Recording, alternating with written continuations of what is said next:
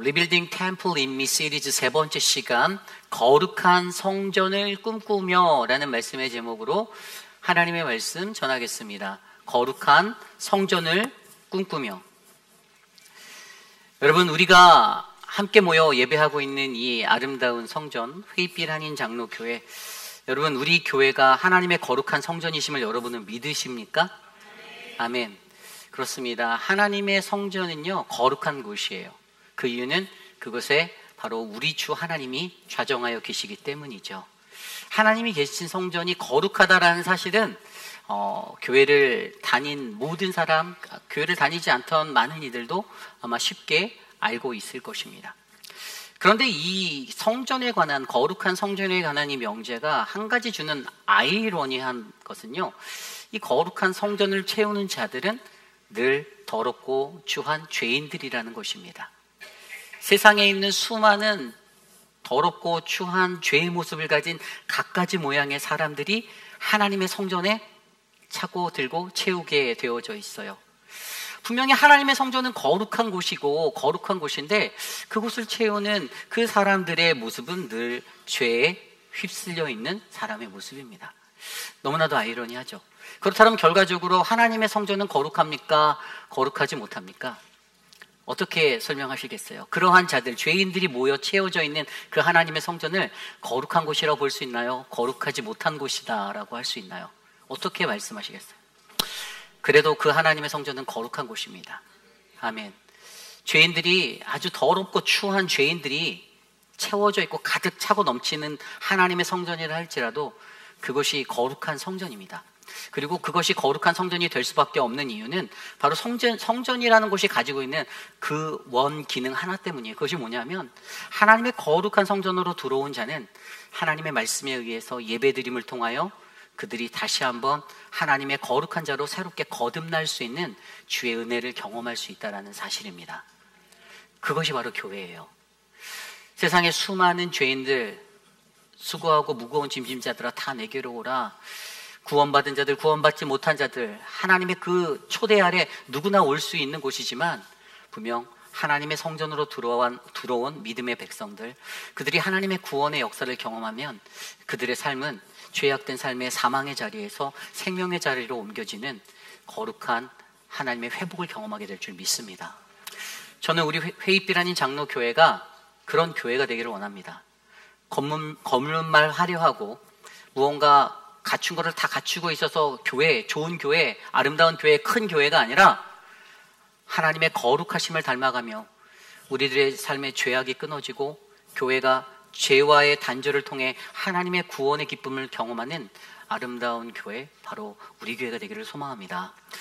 그래서 오늘 우리에게 주시는 이 스가랴서 5장 1절에서 11절까지의 말씀은요, 거룩한 성전을 꿈꾸며, 사실 제가 말씀의 제목을 준비할 때 죄가 사라질 성전을 꿈꾸며라고 했다가 너무 억양이 센 것 같아서 거룩한 성전을 꿈꾸며로 바꿨는데, 이 죄가 사라지게 될, 죄가 없게 될 그러한 가장 이상향적인 그러한 아름다운 우리의 성전들을 함께 꿈꾸며, 과연 오늘 주님은 이 스가랴서 5장의 말씀을 통해 우리에게 어떠한 은혜를 베풀어 주시는지 저와 여러분이 함께 말씀을 통하여 묵도해 보기를 원합니다. 스가랴서 5장을 통해 우리에게 주시는 거룩한 성전을 꿈꾸며 오늘 우리에게 주시는 첫 번째 말씀은요, 우리는 우리의 삶의 기준이 되는 하나님의 말씀대로 살아가야 합니다입니다. 우리는 우리의 삶의 기준이 되는 하나님의 말씀대로 살아가야 합니다. 여러분, 우리들의 삶의 기준을 여러분은 무엇에 놓고 두십니까? 각자의 삶의 자리에 우리 스스로가 자라나며 지식적으로 습득하고 학습한 가치관, 그 기준이 분명히 있을 것입니다. 각자의 사람의 소견에 따라 자기가 세우는 룰이 있어요. 저 또한 저희가 제 인생의 46년의 인생을 살며 제가 경험하고 제게 습득되어진 저의 그 삶의 환경 안에서 제가 세우는 어떤 명쾌한 삶의 기준, 그러한 규칙, 가이드라인이 있습니다. 그런데 그렇게 인생을 살아가는 우리들에게 그것보다 더욱더 중요한 한 가지, 하나님의 거룩한 성전을 꿈꾸고 이 죄가 사라질 성전을 꿈꾸는 우리들에게 건축을 하며 이 하나님의 성전을 지어가는 우리들의 그 인생 속에서 가장 중요한 한 가지 기준이 있는데, 그것을 오늘 말씀은 하나님의 말씀이다라고 선포하고 계십니다. 오늘 말씀 1절입니다. 내가 다시 눈을 들어본즉 날아가는 두루마리가 있더라. 2절입니다. 그가 내게 묻되 내가 무엇을 보느냐 하기로 내가 대답하되 날아가는 두루마리를 보나이다. 그 길이가 20규빗이요 너비가 10규빗이니이다. 아멘. 오늘 말씀은요 6번째 환상, 스가랴에게 보여준 성전에 보이지 않는 성전을 재건축하는 이 스가랴를 통한 하나님의 선포 가운데 그에게 보여준 8가지 환상 중에 6번째 환상이 바로 오늘 이야기에 나옵니다.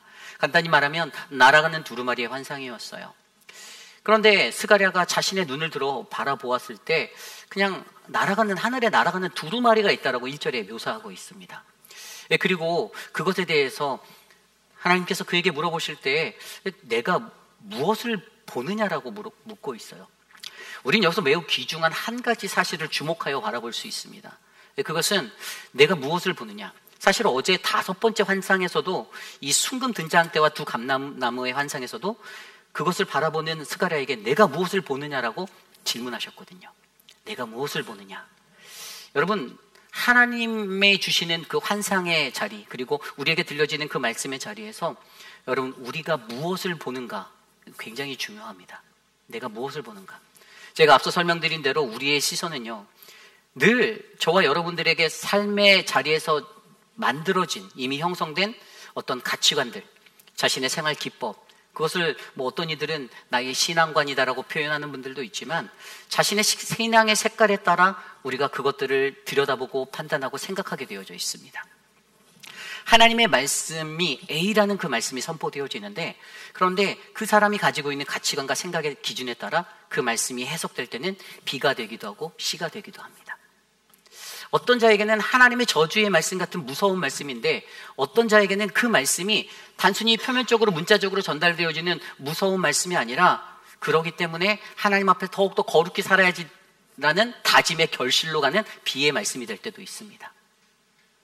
여러분, 이런 것들이 어디서 올까요?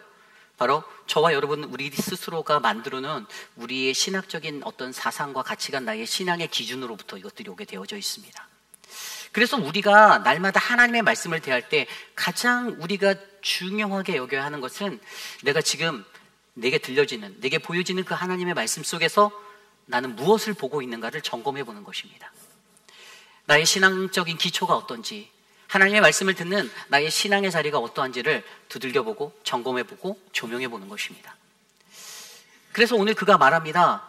날아가는 두루마리가 보인다. 그러면서 그것을 그가 뭐라고 표현합니까? 스가랴의 표현은 그 길이가 20규빗이요 너비가 10규빗이다라고 말하고 있습니다.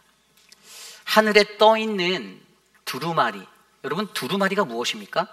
이 양의 피지로 만들어진, 그런데 오늘 그가 말하는 이 두루마리, 옛날에 고대의 우리 구약시대 때에도 하나님의 말씀을 기록한 그 두루마리, 그래서 돌돌돌돌 말아서 보관하고 있던 그 하나님의 말씀, 그냥 두루마리 하면 이 히브리인들에게는 하나님의 말씀이 가장 먼저 떠올랐을 것이에요.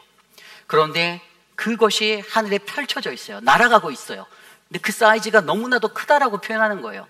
스가랴의 눈에는 그의 눈에 보이는 그 두루마리가 너무나도 펼쳐져 있는데 너무나도 크게 펼쳐져서 펄럭펄럭 하면서 날아가고 있는 것이 자신의 눈에 목격되는 것입니다. 그리고 그 안에 기록되어져 있는 그 말씀의 내용이 있어요. 3절 말씀입니다. 그가 내가 이르되 이는 온 땅에 위에 내리는 저주라. 도둑질하는 자는 그 이쪽 글대로 끊어지고 맹세하는 자는 그 저쪽 글대로 끊어지리라 하니. 아멘. 스가랴의 눈에 가장 먼저 들어왔던 자신의 가치관에서는 그저 사이즈가 눈에 들어왔어요. 아까 20규빗이요 너비가 10규빗이다 말한 이것, 여러분 한 규빗이 45cm예요. 그럼 20규빗이면 9m예요. 그리고 반대쪽은 10규빗이니까 45m가 되는, 4.5m가 되는 거예요. 9m, 가로 세로 9m, 4.5m의 그런 두루마리가 하늘 위에 펼쳐서 펄럭 있는데, 스가랴의 마음에는 이 크기가 들어오는 거예요. 크기가 크다. 근데 스가랴가 무엇을 크다고 느꼈을까요?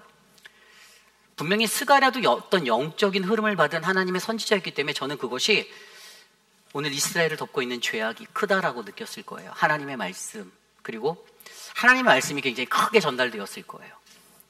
그러면서 그것에 대해서 해석해 주었던 것이 3절 말씀이었잖아요. 이것이 무엇이라고요? 이는 온 땅 위에 내리는 저주라. 그러면서 그 두루마리 한편에 뭐라고 적혀져 있었냐면은 도둑질하는 자는 이쪽 글대로 끊어지고, 또 반대쪽 페이지에는, 다른 면에는 맹세하는 자는 저쪽 글대로 끊어지리라고 기록되어 있었다는 거예요. 자, 이 두루마리를 해석해 줄 때 이것이 온 땅 위에 내리는 저주, 심판이다라고 명시하고 있습니다. 그리고 한쪽에는 도둑질하는 자는 모두 제거될 것이고, 다른 한쪽 면에는 모든 거짓 맹세하는 자들도 제거될 것이다라는 아주 무서운 심판의 메시지가 적혀 있었다라는 것이지요. 그러면서 4절 말씀에 만군의 여호와께서 이르시되 내가 이것을 보냈나니 도둑의 집에도 들어가며 내 이름을 가리켜 망령되이 맹세하는 자의 집에도 들어가서 그의 집에 머무르며 그 집을 나무와 돌과 아울러 사르리라 하셨느니라. 아멘. 아주 무서운 말씀이 선포되고 있습니다. 자, 그렇다면 우리가 이제 오늘 우리에게 주신 이 6번째 날아가는 두루마리의 환상을 바르게 이해하기 위해서 하나씩 말씀을 좀 더 깊이 있게 들여다볼까요? 여기서 우리가 가장 먼저 집중해야 하는 것은 날아가는 두루마리가 무엇인가 합니다. 물론 아까 제가 말씀드린 대로 믿음의 사람들, 하나님의 백성들은 이것을 바로 하나님의 말씀이다라고 여겼습니다. 그런데 오늘 말씀 속에서는 그 안에 적혀있는 단지 두 센텐스, 도둑질하는 자는 모두 제거될 것이고 거짓 맹세하는 자도 모두 다 제거될 것이다라는 그 두 센텐스만이 기록되어져 있는 그 두루마리가 있었어요. 강력한 하나님의 심판의 말씀이 저주처럼 내리는 그 말씀만이 오늘 그곳에 기록되어져 있었습니다. 그런데 가장 먼저 우리는 날아가는 두루마리가 갖고 있는 하나님의 말씀, 그것에 대한 의미를 정확히 좀 더 생각해 보려면 우리는 열왕기상 6장 3절의 말씀을 기억해야 합니다. 열왕기상에는 하나님의 성전, 솔로몬이 성전을 짓는 그 이야기, 솔로몬의 성전에 관한 이야기가 나와요. 그런데 솔로몬의 성전에 지을 때 열왕기상 6장 3절에 이러한 구절이 있습니다. 성전의 성소 앞 주랑의 길이는 성전의 너비와 같이 20규빗이요 성전의 너비는 성전 앞으로부터 10규빗이며. 아멘. 성전의 주랑이 무엇일까요? 현관이에요. 현관. 성전으로 들어가는 성전 앞에 현관이 있는데 그 현관의 사이즈가 너비가 20규빗 그리고 10규빗. 어디서 많이 본 것 같지 않습니까? 오늘 말씀에 기록되어져 있는 두루마리의 사이즈와 똑같습니다. 그런데 솔로몬 성전에 이 들어가는 진입로에 있었던 현관에 그곳에서 어떠한 일들이 있었냐면 그곳에서는 하나님의 말씀이 낭독되어지고 있었어요. 항상 주님의 말씀. 그래서 히브리인들이 갖고 있는 두루마리 하면 하나님의 말씀하고 떠오르는데 오늘 날아가는 두루마리의 사이즈가 그 하나님의 성소로 들어가기 전에 지나가는 현관을 상징하는 거예요. 그런데 그곳에서 하나님의 말씀, 율법이 낭독되어질 때 현관을 지나 예배당으로 들어가고자 하는, 성소로 들어가고자 하는 예배자들은 무엇을 느낍니까? 울려 퍼지는 하나님의 말씀을 들으며 하나님의 권능과 그분의 임재를 상기하고 또 하나님의 말씀에 순종함으로 나아가고자 하는 그 예배자로서의 다짐을 하며 성소 안으로 들어간다라는 것입니다. 하나님의 성전은 단순히 건물적인 모습의 것에 집중하는 공간적인 이야기가 아닙니다. 하나님의 성소에서, 예배당에서 우리가 만나는 것은 하나님의 말씀이고 하나님을 만나 영적으로 그분과 교류하고 호흡하고 소통하며 거룩한 삶으로의 하나님의 은혜를 우리가 구하며 나아가는 자리입니다. 그것이 예배예요. 그래서 결국에 오늘 말씀 속에서 날아가는 두루마리가 있더라. 그것은 바로 끊이지 않고 선포되어지는 바로 하나님의 말씀에 관해서, 그것이 무엇입니까? 하나님의 예배자들에게는 그들의 삶의 기준이 되는 것. 끊임없이 24시간 계속 울려 퍼지는, 365 울려 퍼지는 그 현관에서 울려 퍼지는 하나님의 말씀, 율법이 낭독되어질 때 그 하나님의 말씀이 바로 내가 전능하신 하나님, 하나님의 그분의 권능과 임재를 다시 한번 떠올리며 내가 이러한 예배자로 살겠습니다. 내가 이러한 성전의 삶을 내가 이루어 나가겠습니다라고 다짐하는, 그렇게 예배로 참여하는 그런 예배자들의 모습이 된다는 것입니다. 세상 속에서 지치고 힘들었던 그 마음으로 성전을 향하는데 현관을 지나며 울려 퍼지는 말씀을 들으며 다시 한번 나의 영적 각성을 일으키고 경건한 마음으로 내 마음을 다스리는 하나님의 말씀의 기준, 그것이 바로 오늘 말씀에 날아가는 두루마리의 상징이라는 것이에요. 그리고 거기에서 우리가 이 날아가는 두루마리를 경험한 하나님의 말씀의 기준으로 채워진 사람들, 그리고 그들이 가져야 하는 한 가지가 무엇일까요? 아까 말씀에서 보면 날아가는 두루마리에 기록된 두 센텐스의 말씀은 저주의 말씀이었어요. 그런데 우리가 바르게 알아야 하는 것은, 여러분, 하나님의 말씀이 항상 온 땅에 저주하는 말씀으로만 채워져 있는 말씀일까요? 아니라는 거죠. 물론 오늘 말씀 3절에서는 이것이 온 땅 위에 내리는 저주라라고 명시하였지만, 하나님의 말씀을 제대로 아는 사람, 하나님의 말씀을 깊이 있게 경험한 사람은 하나님의 저주의 말씀조차도 내게 주시는 축복의 말씀으로 받아들일 수 있는 영적인 능력과 은혜가 넘치는 사람들이라는 것이죠. 그 깊이가 있는 자들이라는 것이에요.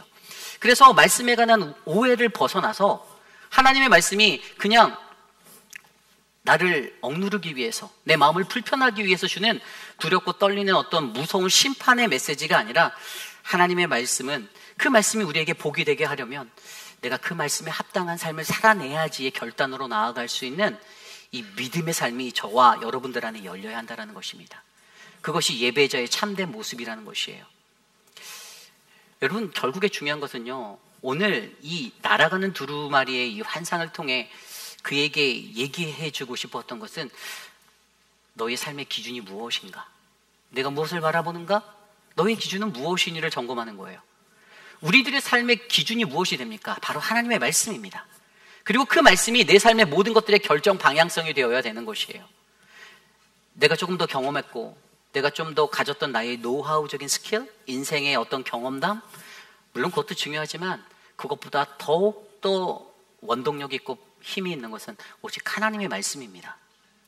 그러므로 우리의 삶에, 바로 나의 삶의 기준을 하나님의 말씀에 놓고, 그리고 그 하나님의 말씀에 관한 오해를 벗어나 두렵고 떨리는 심판의 메시지가 아니라, 이 말씀을 통해서 하나님은 내가 하나님이 주시는 복의 자리, 그 말씀에 합당한 삶을 살기를 원하시는 하나님이시다 라는 이 명제에 이르러 우리의 삶들을 옮기시는 저와 여러분, 우리 모두가 되시기를 간절히 소망합니다.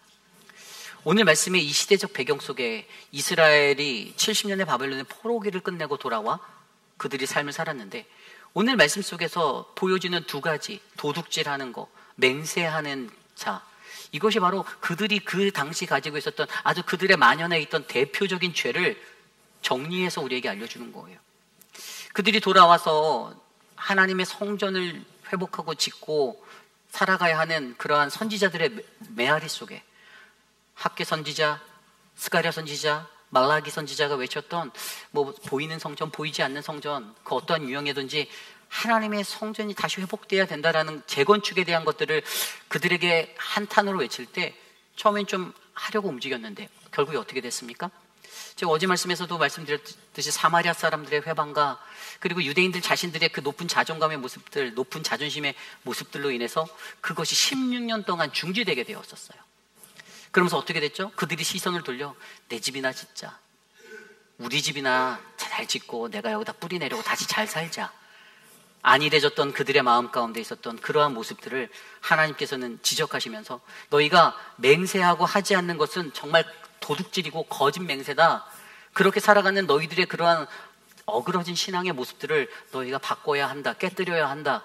그래서 하나님이 그러한 자들에게 반드시 그 집을 나무와 돌과 아울러 사르겠다라는 아주 엄격하고 무서운 말씀으로 선포하고 계신 것이죠. 근데 그 말씀에도 보세요. 그 자의 집에 들어가서 그의 집에 머무르며 그 집을 나무와 돌과 아울러 사르겠다. 이게 무슨 말인지 아십니까? 하나님의 저주가, 심판이 끝까지 쫓아가서 내가 찾아가겠다, 내가 그래서 결국에 살아버리겠다라고 말씀하시는 거예요. 어마어마한 저주의 말씀입니다. 내가 끝까지 가서라도 너가 도둑질하는 모습, 너가 거짓 맹세했던 거 반드시 내가 징계할 거야, 심판할 거야 하는 이 말씀. 그런데 여러분, 우리가 여기서 중요하게 여겨야 하는 것은, 그 당시에 그들의 삶 가운데 그러한 위기가 있었고 이러한 저주가 쏟아지지만 하나님은 결코 이 저주만으로 이것들을 끝내시는 하나님이 아니시라는 거잖아요. 이 말씀을 통해서 앞서 설명드린 대로 하나님은 하나님의 말씀에 합당한 삶을 우리로 하여 살게 하시려고, 우리가 복이 되는 삶의 근원이 되게 하시려고 하나님의 말씀으로 그곳에서 떠나게, 돌아오게 요구하고 촉구하고 계셨다는 사실입니다. 그러므로 여러분, 저와 여러분들, 우리의 삶 가운데 우리의 삶의 기준이 되는 하나님의 말씀을 붙잡고 하나님의 말씀이 주는 그 심판에 관한 말씀 속에 그 말씀에 관한 오해에서 벗어나 하나님의 말씀에 합당한 삶으로 나아가는 저와 여러분들의 인생이 되시기를 축복합니다. 근데 이것이 정말 어려운 것이 이스라엘 백성은요, 이 이야기를 수백 년, 수천 년을 들었거든요. 근데도 안 됐어요. 바벨론의 포로기를 경험했음에도 불구하고 그들에겐 여전히 도적질과 거짓 맹세가 끊이지 않았습니다. 쉬운 말로 하면 끝까지 정신 차리지 못했던 이스라엘이었어요. 그래서 이 촉구하는 이 수룹바벨의 도성이 재건되어지는 이 삶의 현장에서도 하나님이 이렇게 강력하게 말씀하시지만, 그래서 결국에는 수룹바벨이 다시 재건하잖아요. 근데 여러분, 그 성도 나중에 회파돼요. 나중에 이 성도 다 무너집니다. 성전이 파괴돼요. 우리가 물론 이것들을 알고 있지만 우리가 이러한 말씀의 이야기를 통해 우리가 집중할 수 있는 한 가지는, 저와 여러분 우리의 삶의 기준이 바로 하나님의 말씀이 된다라면 우리가 이것들을 끝까지 놓지 말고 꼭 붙잡아야 한다는 사실입니다. 여러분들의 삶의 기준에 여러분들이 세워놓은 어떤 신앙적인 사상들, 어떤 목표치를 놓고 살아가는 것이 아니라 우리가 늘 바라보고 우리가 늘 이 길을 걸어가야 할 때 사용해야 할 것은 오직 하나님의 말씀입니다.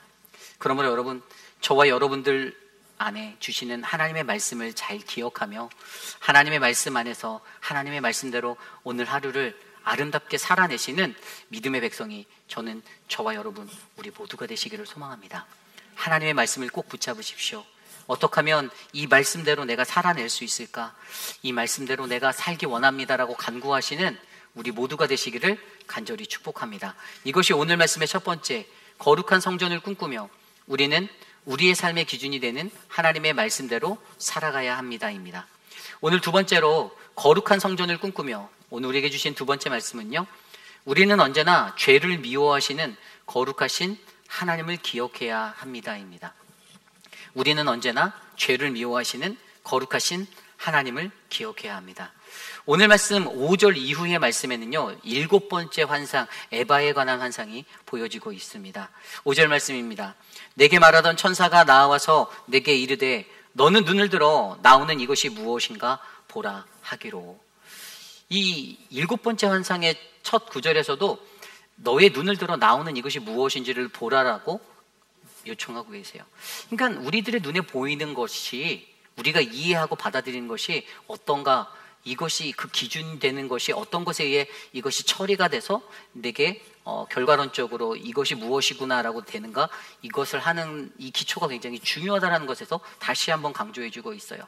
그러면서 이 이야기가 어떻게 되냐면, 이것이 무엇이니까 하니 6절에 그가 이르되 나오는 이것이 에바인이라 하시고, 또 이르되 온 땅에서 그들의 모양이 이러하니라. 아멘. 자, 그런데 좀 더 이 구절을 다 설명 먼저 드리면, 이 에바 한가운데 한 여인이 앉아 있었어요. 그리고 그때 그 둥근 납 한 조각이 들려져서 이 에바의 입구를 납조각으로 막아버리는 거예요. 봉인해버리는 거예요. 그리고 조금 있다가 두 여인이 나오는데, 학의 날개 같은 날개를 가진 두 여인이 나타나서 이 에바를 집어갖고 옮겨버려요. 어디로 가냐면, 이 에바를 11절에 보니까 시날 땅으로 가서 옮겨놓는다고 했어요. 시날이 어디냐면 바벨론이에요. 바벨론으로 옮겨놔요. 지금 하나님의 성전을 재건하려는 수룹바벨 성전은 예루살렘 성에 있는데 그것을 들어서 바벨론 성으로 옮겨놓습니다. 그리고 그곳에 집을 짓고 그 안에 그것을 놓고 그 집이 완성되면 그것을 그 안에 가두어 버려요. 유배시켜 버리는 거예요.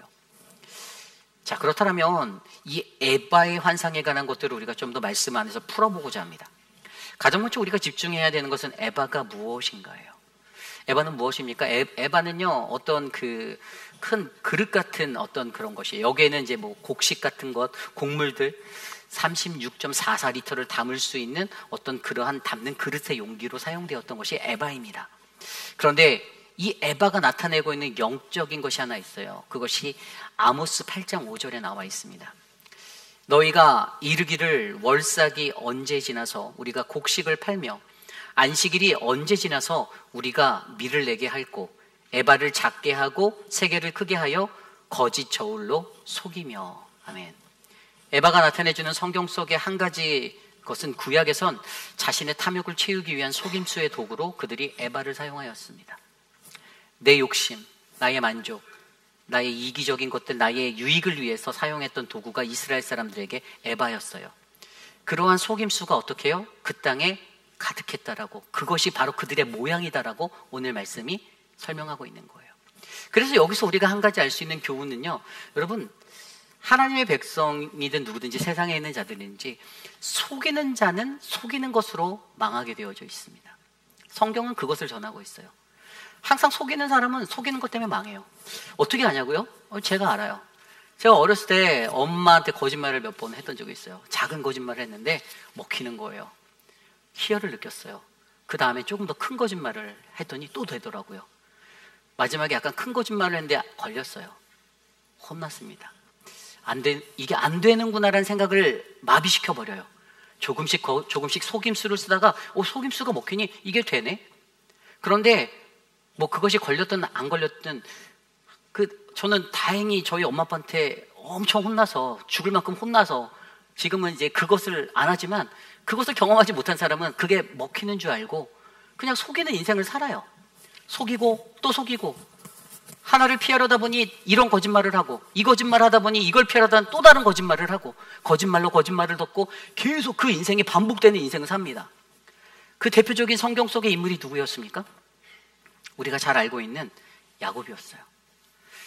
야곱은요, 장자권을 얻기 위해 형을 속였습니다. 에서를 속였어요. 물론 성경을 깊이 있게 들여다보고 묵상하다 보면, 아니 하나님이 원래 애초에 그의 아버지 이삭한테 태중에서부터 싸움박질하고 나오는 그들에게 분명히 하나님의 선택은 야곱이었잖아요. 야곱이 더 큰 민족을 이룰 거라고 해놨는데, 그 아버지가 그거 어기다가 결국에 다시 원점으로 바꿔놓으려고 이 선한 도구로 속임수를 쓴 거 아닙니까? 라고 말할 수 있지만, 그러나 제가 성경 속에서 관찰한 야곱의 기질은 속이는 기질이 있었던 사람이에요.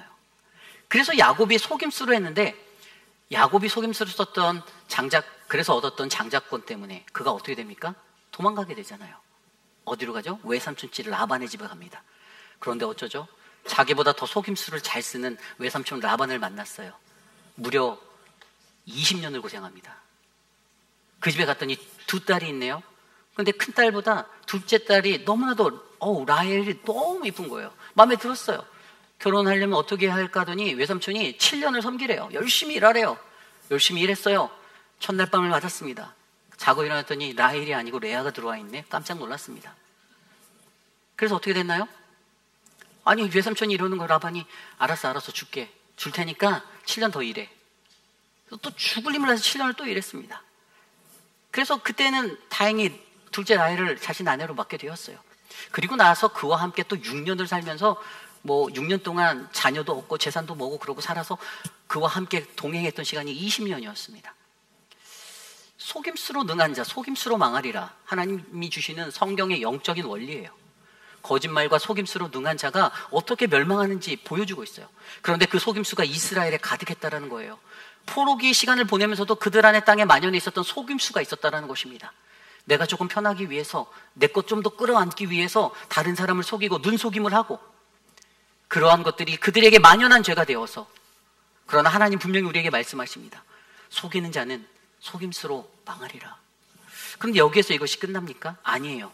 오늘 말씀에서 속임수를 쓰는 그 사람들, 그 에바의 그들이 그 속임수의 덩어리 항아리에 그들을 담아서, 한 여인이 누굽니까? 한 여인은 악의 상징인 거예요. 그들의 그 악한 마음, 이스라엘 백성들이 품었던 악한 그 모습의 상징, 그것을 나무로 입구를 봉인해서 그것을 두 날개에 있는 그 두 천사가 들고 가서 바벨론 땅에다가 유배시켜버리고 가두어버리면서, 이것이 표면적으로 보여주는 것이 무엇입니까? 바로 죄라는 악의 속성은 하나님은 거룩에서 반드시 분리해내신다는 것이에요. 이게 중요한 겁니다. 여러분, 우리 하나님은 어떤 하나님입니까? 우리 하나님은 죄를 미워하시는 하나님. 하나님은 죄를 가장 증오하시고 싫어하시는 하나님입니다. 저는 하나님이 죄와 타협하는 것들을 성경에서 그다지 보지 못했어요. 반드시 심판하신 하나님이셨어요. 물론 우리가 살아가는 세상의 현실은 어떻습니까? 성과 악이 공존하는 현실입니다. 물론 아까 처음에 말씀드린 대로 우리가 거하는 교회 공동체 안에도 선한 사람만 있는 거 아니에요. 악한 사람도 있고 죄진 사람이 몰려옵니다. 그런데 중요한 것이 바로 그것이 현재 현실이라는 거예요. 우리의 세상이라는 거예요. 그런데 더욱더 중요한 것은 하나님은 그러한 교회를 그냥 방치하지는 않으신다라는 거예요. 언젠가 하나님께서는 반드시 그의 날에 그의 심판의 때에 그곳에 그 에바를 드러내셔서 그것들을 격리하실 하나님이시라는 것입니다. 분리하실 거라는 거예요. 내 성전을 거룩하게 청결하게 정화시키겠다라고 하시는 하나님이십니다. 선과 악이 공존하지만 하나님의 마음은 늘 악을 미워하는 분. 히브리서 1장 9절 말씀에도 내가 의를 사랑하고 악을 미워하였으니 하나님이 즐거움의 기름을 내게 부어 내 동료들보다 뛰어나게 하였도다. 아멘. 하나님은 분명히 의를 사랑하시고 악을 미워하는 분이라고 하셨어요. 여기서 미워하다라는 헬라어 단어가 미세오, 이것은 미소스라는 그 증오라는 단어에서 온 바로 미워하다, 싫어하다, 배척하다, 반감과 어떤 적개심을 표현한 단어예요. 하나님이 증오하는 거예요. 너무나도 미워하고 싫어, 내가 싫어, 난 이거 너무 싫어라고 표현하시는 거예요. 나는 악이 너무 싫어, 나는 죄가 너무 싫어라고 말하는 거예요. 그러한 하나님께서 이 악을 끌어내어서 신할 땅, 이 바벨론의 그 악의 도성으로 세상의 죄악의 도시로 상징인 이 바벨론에다가 그것을 유배시켜버리고 가두어버립니다. 여러분, 이 이야기가 성경 속에서도요, 하나님이 얼마만큼 악을 미워하는가. 레위기 16장에도 보면 이스라엘의 대제속죄일에 그들이 제사 드릴 때 어떻게 합니까? 염소를 취해요. 근데 한 마리는 취해서 제단의 번제로 사용하고 또 다른 한 마리는 취해서 어떻게 합니까? 영문 밖으로, 성막 밖으로 보내버립니다. 멀리 다시 돌아오지 못해요.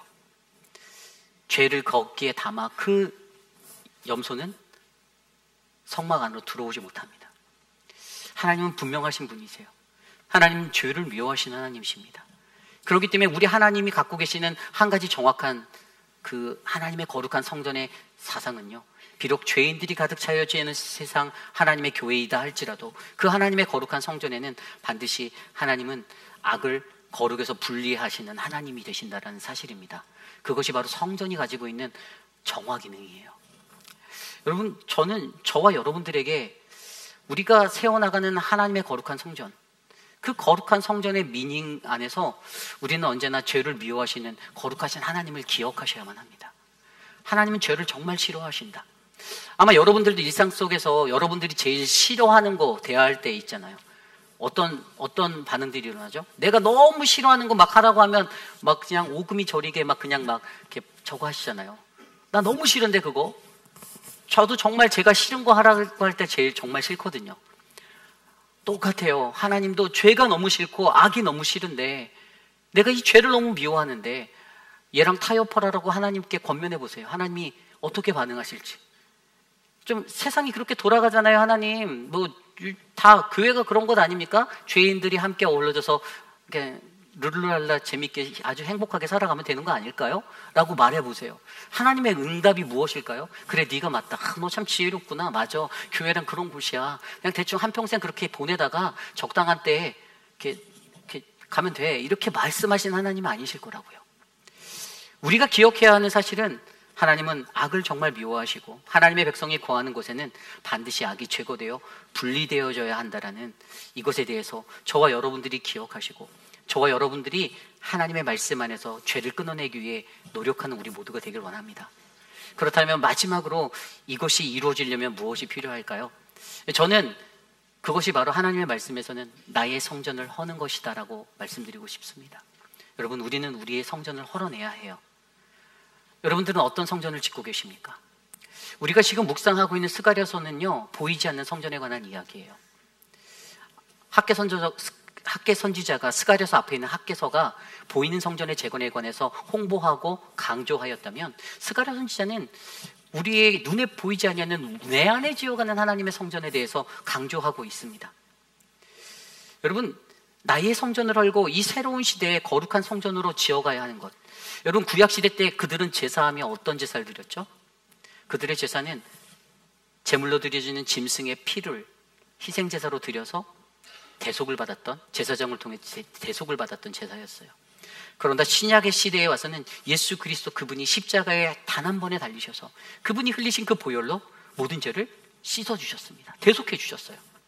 그리고 오늘 이 시대를 살아가는 이 새로운 성전의 시대에는요, 어떻게 우리가 살아갑니까? 예수 그리스도를 믿어 그 믿음의 신자로 살아가는 우리들, 예수 그리스도를 믿는 이들이 주님이 보내주신 보혜사 성령을 받아서 새로운 피조물이 되고 주님과 함께 동행하며 그리고 죄의 권세에서 벗어나 자유를 누리는 그러한 삶을 우리는 살고 있는 것입니다.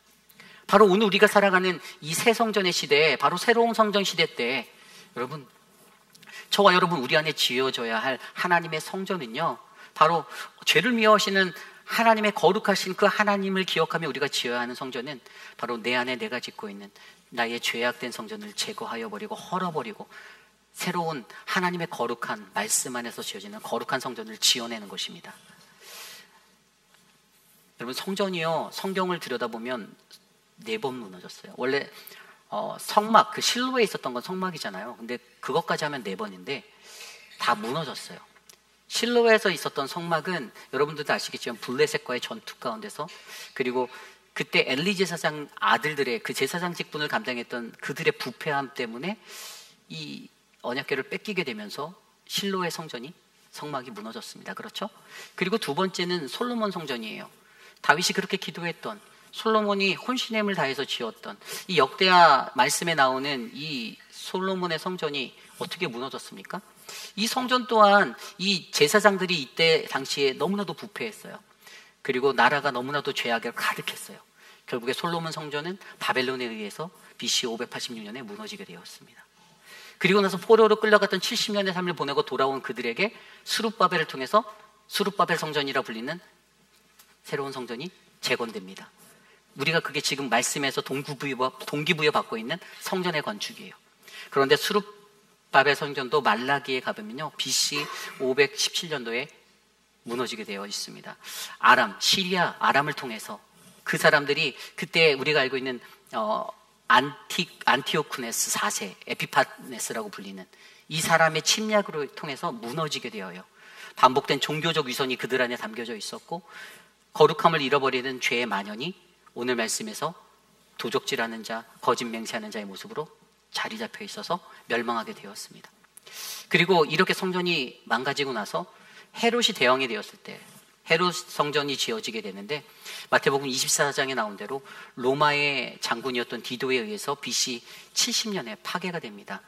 이 유대인들의 환심을 사려고 무려 46년 동안 이것을 재건했는데 무려 7년 만에 다 박살나게 되었습니다. 예수님께서 유월절 전에 호산나 호산나 외치며 예루살렘에 입성하시며 그 성문에 그것들을 바라보시고 우셨던 이유가 이 헤롯 성전이 무너질 것을 아셨기 때문이었죠. 근데 우리가 여기서 한 가지 알 것은 하나님은 성경을 들여다보면 다시 지어놓은 성전을 다 망가뜨리고 파괴시킨다라는 것이에요. 왜 그랬을까? 그래서 제가 오늘 이 말씀에서 우리에게 중요한 거, 죄를 미워하시는 거룩하신 하나님, 그리고 우리 안에 제대로 된 성전을 지어내기 위해서 가장 중요한 한 가지는 내가 짓고 있는 나의 성전을 파괴해야 한다는 것입니다. 예수님께서 분명히 그러셨어요. 요한복음 2장 19절 22절 예수께서 대답하여 가라사대 너희가 이 성전을 헐라 내가 사흘 동안에 일으키리니 유대인들이 가로되 이 성전은 46년 동안 지었거늘 내가 3일 동안 일으키겠느냐 하더라. 그러나 예수는 성전된 자기 육체를 가리켜 말씀하신 것이라. 죽은 자 가운데서 살아나신 후에야 제자들이 이 말씀하신 것을 기억하고 성령과 및 예수의 하신 말씀을 믿었더라. 아멘. 여러분, 이것이 핵심입니다. 우리 안에 성전을 헐어버리는 거, 건물을 헐라는 것이 아니에요. 이 건물을 무너뜨리고 다시 짓자, 리모델링 하자, 이것이 아니에요. 내가 여태까지 나의 옛것으로 붙잡고 있었던 나의 허물을 서물어버리고 새 것으로 세우는 것. 그래서 우리 하나님은 이 창조적 파괴를 하시는 거예요. 거룩한 창조를 위한 하나님 이 파괴를 선택하시는 거예요. 왜냐하면 거룩한 것이 온전하게 세워지기 위해선 우리를 채우고 있는 죄의 자리가 다 부서지고 무너져야 하기 때문이죠. 사라져야 하기 때문입니다. 결국에 여러분, 오늘 저와 여러분들, 우리가 거룩한 성전이 되기 위해서 오늘 우리에게 필요한 것은 저와 여러분들이 지어가고 있었던 옛 성전을 헐어내 버리시는 것입니다. 그리고 기억하십시오. 우리 하나님은, 그 거룩하신 하나님은 언제나 죄를 미워하시는, 증오하시는 하나님이십니다. 하나님 그분에게 죄와의 타협, 죄와의 유도리는 죄송하지만 없어요. 없습니다. 제가 확실히 선포해 드릴 수 있습니다. 하나님은 그렇지 않아요. 하나님 다 정산하실 거예요. 마지막 때에 깨끗이 정산하실 것입니다. 그러므로 여러분, 저와 여러분 안에 우리를 채우고 있는 나의 헛된 욕망, 나의 이기심으로 가득 찬 나의 욕심, 하나님의 말씀으로부터 떠나 살아가던 나의 탐욕과 나의 탐심으로 지어진 나의 성전을 가장 먼저 헐어버리시고 오직 주님의 거룩한 성전으로 다시 한번 회복되는 저와 여러분, 우리들이 되시기를 소망합니다. 이것이 오늘 말씀의 마지막, 거룩한 성전을 꿈꾸며 우리는 언제나 죄를 미워하시는 거룩하신 하나님을 기억해야 합니다입니다. 이제 말씀을 정리하고자 합니다. 거룩한 성전을 꿈꾸며, 여러분, 저는 우리 회의빛 한인 장로교회의 성전이 거룩한 성전이 되기를 간절히 소망합니다.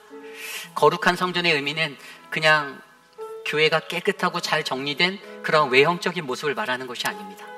거룩한 성전의 의미는 하나님의 말씀에 따라 움직이고 하나님의 말씀에 따라 일하는 교회가 되는 것입니다. 더 나아가 물리적으로 보여지는 하나님의 성전뿐만 아니라 저와 여러분, 하나님의 백성으로 우리 안에 지어져가는 거룩한 성전도 마찬가지예요. 예수님 말씀하신 것처럼 내가 이 성전을 허물리라. 46년 동안 헤롯 대왕이 유대인의 환심을 사기 위해서 그렇게 지었던 그 성전을 무너뜨려 버린, 그리고 그 안에 내 안에 성령으로 지어진 보혜사, 그 성령 하나님으로 지어지는 거룩한 성전이 내 안에 채워져서 하나님이 나를 통해 일하시고 하나님이 나를 복음의 도구로 사용하시고 하나님이 저와 여러분 우리들을 통해서 세상에서 하나님을 모르는 자들에게, 예수를 모르는 자들에게 하나님의 거룩한 백성은 이렇게 살아가는구나. 아, 예수 믿는 사람은 다르네. 저 사람 교회 다닌대. 거룩한 성전이네. 저는 그 아름다운 찬사의 메아리가 이 지역사회 가운데 우리 회의빛 한인 장로교회 성도님들을 통해 퍼져나가기를, 울려 퍼지기를 간절히 소망합니다. 여러분, 거룩한 성전, 이것을 짓기 위해 죄는 용납될 수 없습니다. 용납될 수 없는 이 죄의 교훈을 통해 여러분, 죄가 사라질 성전을 꿈꾸는 우리가 되길 원합니다.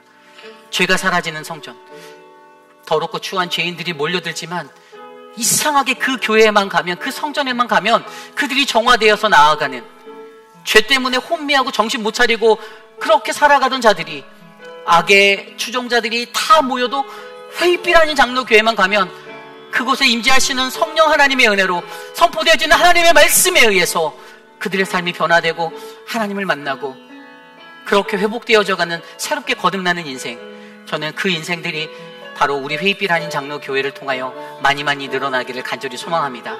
그러한 마음으로 오늘 이 시간 우리에게 주신 말씀 안에서 함께 찬양하기 원하는데요, 하늘의 문을 여시는 하나님, 바로 이곳에 임재하여 주시옵소서. 우리 모두 자리에서 일어나 함께 임재 찬양 드리며 나아가겠습니다. 하늘의 문을 여소서, 이곳을 주목하소서. 주를 향한 노래가 꺼지지 않으니 하늘을 열고 보소서. 이곳에 임재하소서. 이곳에 임재하소서. 주님을 기다립니다.